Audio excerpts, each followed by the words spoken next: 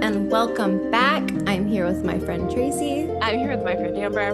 And this is The Road to Tarvalen, a Wheel of Time podcast. And we are going back into the Great Hunt, or the Great Grunt, as we like to call it. I actually put that in my notes, like at least once. I was like, I need to.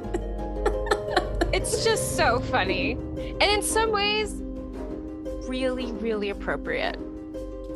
those horn grunters. So, Chapter 1, The Flame of Tarvalen. Dun, da, da, da. So we've got Lan and Rand training sword forms, and they're on top of a tower in Fal Dara. It is windy. Something happens with the air, and Rand is kind of like pushed into Lan's practice sword. So the practice sword kind of shatters up against his side. Mm-hmm. And Lan is like, WTF, Rand, that was a pretty stupid move. What kind of fool move do you call that, sheep herder? Lan kind of just writes it off like, well, you know, strange things happen this close to the blight. And then he kind of asks Rand, you know, why are you still here? I thought you were leaving. And Rand's like, oh, I want to keep training and blah, blah, blah. And I think Lan is just like, okay, whatever. Yeah. So then we get a lesson with Lan, another lesson with Lan. Just since another one. The world. Mm-hmm. And he explains that Rand's sword is worth quite a bit of money, mm-hmm. and that it's a power wrought sword. During the Age of Legends, I believe before the breaking of the world, mm-hmm. these were made. Mm-hmm. But after the breaking of the world, Aes Sedai quit making them, and they are seemingly unbreakable. And then Lan puts on his scientist hat and carbon dates Rand's sword as almost 3,000 years old. And he sent it off. Pigeon. Yes. He sent it off by pigeon to get the analysis done. Yes. And then Lan is like, well, you know, you should sell it. And I'm like, Lan, it's a terrible idea, but okay. He's an antiquarian. Take it on Antiques Roadshow, the Fal Dara edition, I guess. So the sword is magic. Let's just say it that way. You can't really break it. It stays sharp. And we get kind of a switch back to Rand, and he's complaining that Moiraine is dumping all this terrible information on him, and then she's just ignoring him. Mm-hmm. And my personal opinion is that she's being extremely manipulative. I agree with you. So we hear trumpets and drums beating, and there's a large entourage of people entering Fal Dara. They're carrying banners of the Flame of Tarvalen, and Rand is horrified. He is definitely not comfortable seeing this many Aes Sedai coming towards him, and Lan is like, well, you probably should have left sooner. And right? It's like, yeah. Lan, thanks. Dude. Stick to teaching sword forms, okay? Keep the life advice to yourself, mm-hmm. sir. Yeah. So it's like, once again, thank you, Captain Obvious. Right. And Rand grabs his stuff and he runs away. And then that brings us to Chapter 2, The Welcome. That's my chapter. It is. Indeed. Is. So as we said, Rand, after receiving some loving, helpful advice from Lan, runs off. Of course, I would too. And in an escalating panic, he enters the now bustling keep to attempt a belated escape. In Shayinara, the Aes Sedai hold a place of respect. And mm-hmm. so their arrival is a really big deal. Yes. And then to have the Amyrlin Seat showing up too, huge deal. So mm-hmm. this has set everyone off and buzzing, and Rand is no exception. So mm-hmm. he gets to his room. His plan is to grab his stuff and just get out of there. And unfortunately for Rand, he has a rather busy visitor plus friends hanging out in his room, cleaning out his wardrobe and Matt's wardrobe mm-hmm. and Perrin's wardrobe. in this moment, Rand is being told to take off all of his clothes while all of these women hang out and kind of pester him. They're intentionally making him uncomfortable in some Yes. instances. I don't really like it. And I was thinking about how creepy that is if you reversed it and it were Yes. men doing it to women. That's what And I was thinking so, too. but Either the thing, either way you flip it, forcing someone into a place where they feel uncomfortable is not cool.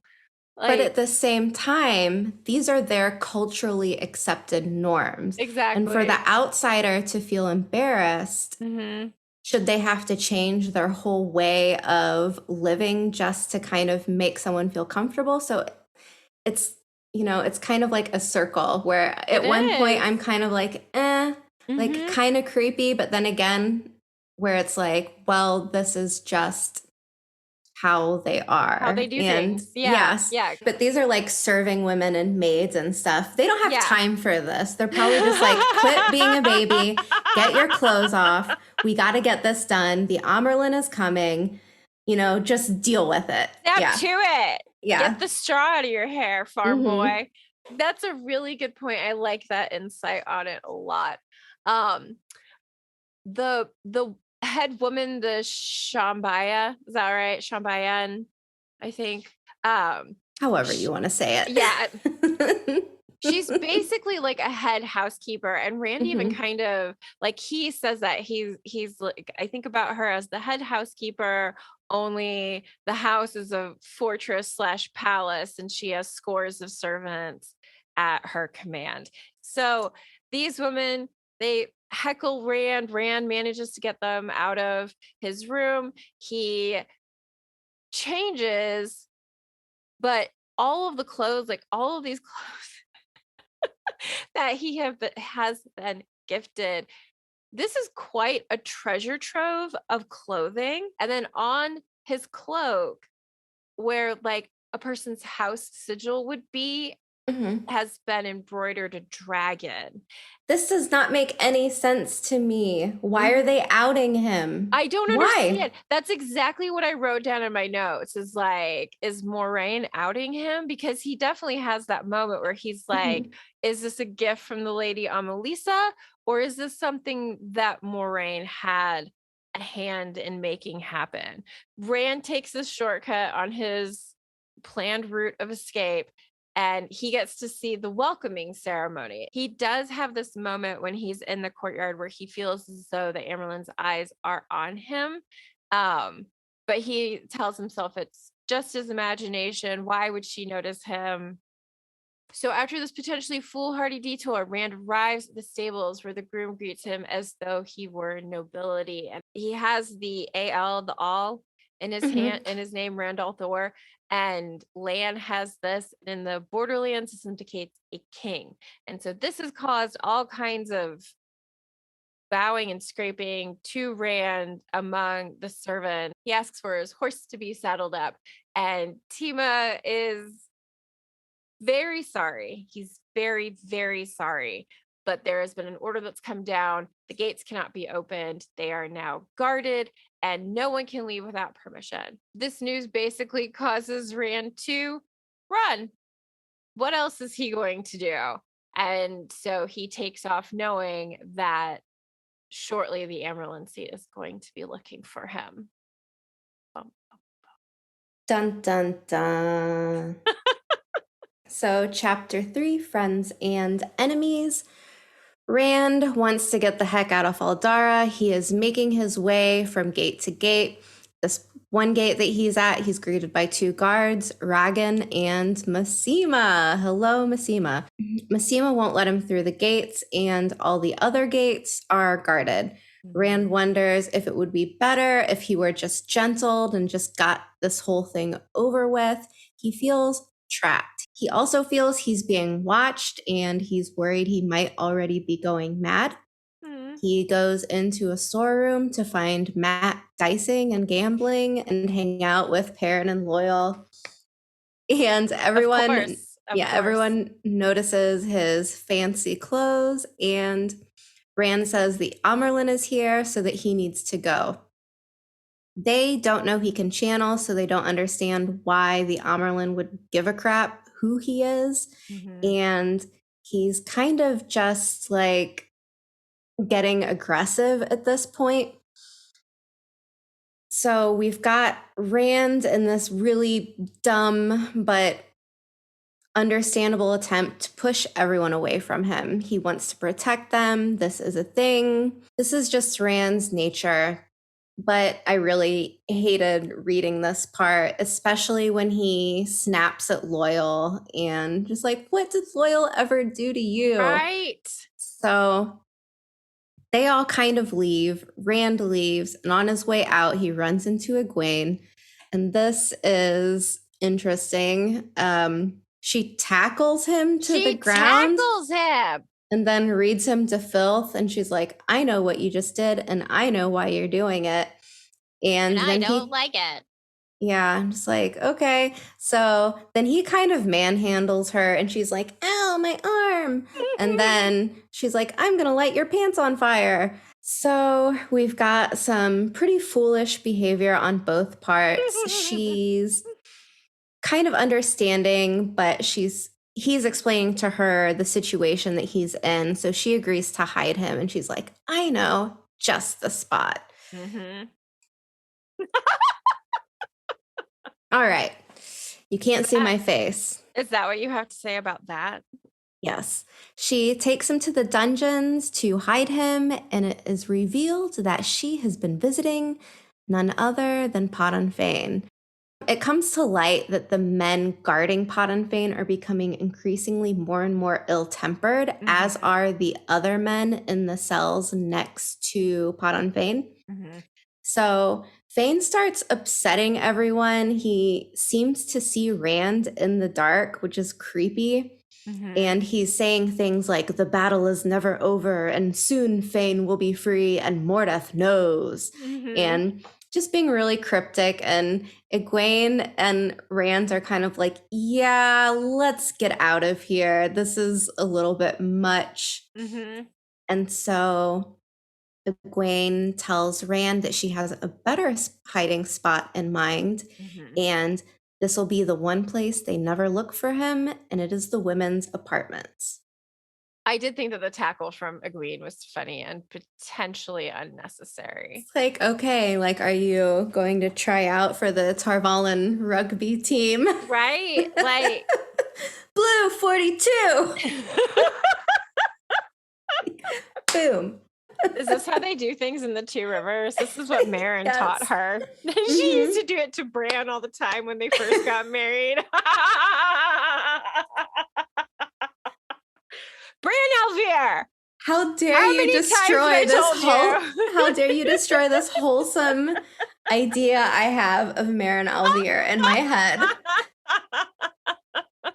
I'm really sorry, but if it makes you feel any better, somehow she's still magnificent, even tackling Bran Elvier. You just see her like sitting on him, like sitting Yeah, on his chest, like, like stop hitting yourself, stop hitting yourself. This is where we go to chapter 4. That's our segue. I want to go to chapter 4. That sounds really good. So Maureen is preparing herself for the summons to the Amyrlin Seat. She's got all the right garb and gear, including her special blue stone, and her head is spinning with questions, but she composes herself until all her emotions are hidden from her face. She is escorted by Anaya of the Blue Aja and Landrin of the Red Aja, and they are completely opposite.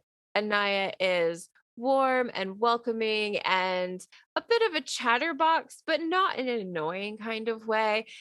Maureen comments that Lyandrin always sounded dissatisfied with something. Along the hallways as they are going from Moraine's chamber to where the Amyrlin is residing in Fal Dara, there are all of these little moments that happen. There's the response of the servants to the Aes Sedai. Again, they are respected, revered in the Borderlands. And so they bow like probably more than they would for even Lord Algomar. And in Mhm. some ways, it just feels like Anaya and Moraine are like beauty queens in a parade, and they're like smiling and nodding, and Landrin is just like glaring at everyone. Um, but these two Aes Sedai are way more up to speed on the news that's been happening, and they begin to fill Moraine in on all the things she doesn't know. So quickly, there are 3 false dragons. Riots in Camelin have slowed but not stopped, and there's definitely a bit of question around the stability of the throne. White cloaks are also in Camelin and followed um Elaine, Gawain, Elida, and their party from Camelin to Tarvalon up to the gates. What's the news that happens next? The what for the horn has been called? The great hunt for the horn, the great grunt for the horn. Sorry, I just was hoping you would do it. I mean, say it, not actually grunt. Like, You know, some people would take this opportunity to display their grunting skills.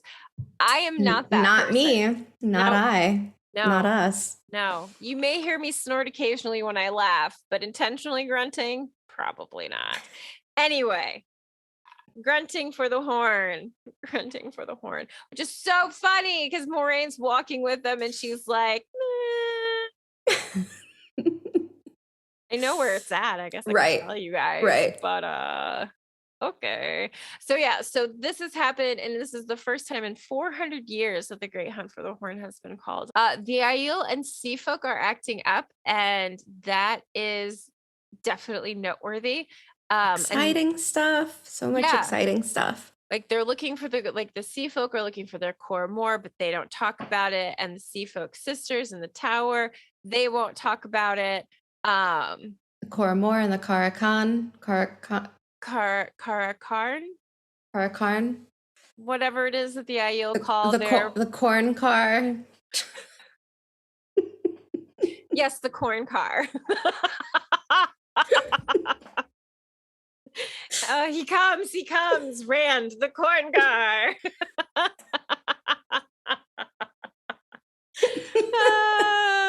I was about to do like Breaker of Chains, Mother of Dragons. I've been watching Game of Thrones, so that's like. And then Lyandrin, like kind of without really thinking about it, just mutters Almouth Plain. And Anaya's like, you silly goose. That's just a rumor. It sure is, Anaya. It sure is. They get through all of this.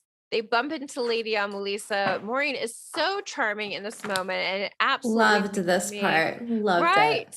Like when she says something about how do I now call you Lady Amelisa as though we have never left over tea together or something like that. And I'm just like, oh, well, this is why people really like you. Like she can become a very Charming. warm, Yeah. charming individual. And I think that that's something that I really like about her. And she reserves it for when she wants to use it. And it feels very sincere. So they finally arrive to the room, and Siuan Sanche is sitting behind a desk with the chest, holding the Horn of Ellir right next to her. It ruffles Moraine's feathers, but she's like, it's not a big deal. I can recover from that. And so her and Swan have a bit of a conversation. In particular, Swan tells Moraine about Elaine and the Red Aja.